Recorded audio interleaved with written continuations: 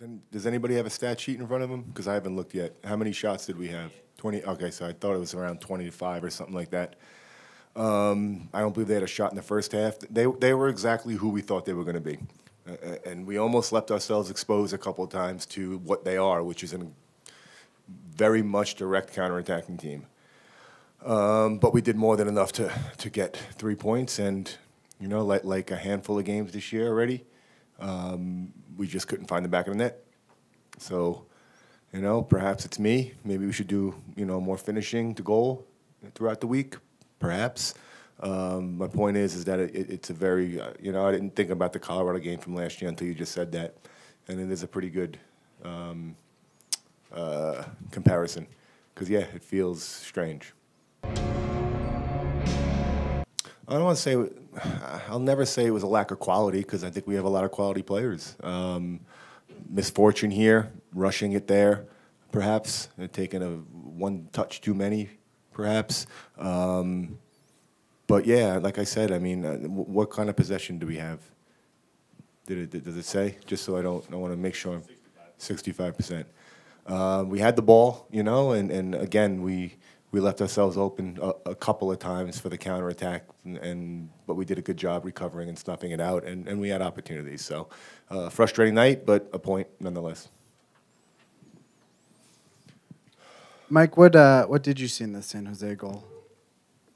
That they scored?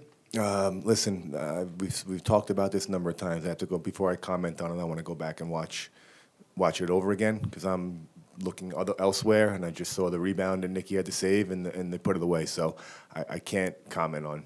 I'm not about to. Just wondering if you have an update on Justin, or what happened. Precaution. That's all I have for you right now. Just precaution. What are some of the positives you're taking away from the match?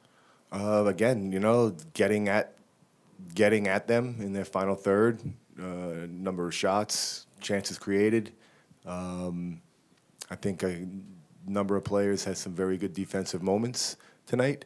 But it's tough to be honest with you right now in the moment to take too many positives, because it essentially feels like a loss, to be honest with you.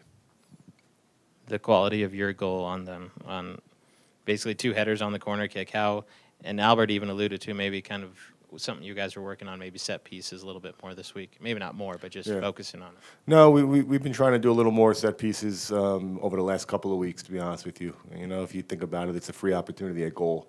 And it was executed very nicely. You know, Corey with a great flick, and Demir continuing his run. I was just thinking back to Albert's shot that hit the crossbar and almost went in. Again, talking about the goal, it's great. It was a great goal. I wish and think we should have had a couple more. And I will say this because I have to. You know, when the 79th minute comes around and this is being done by the referee to their players, the no more in the 79th minute. Isn't the no more around, should be happening in the 25th or 27th minute maybe?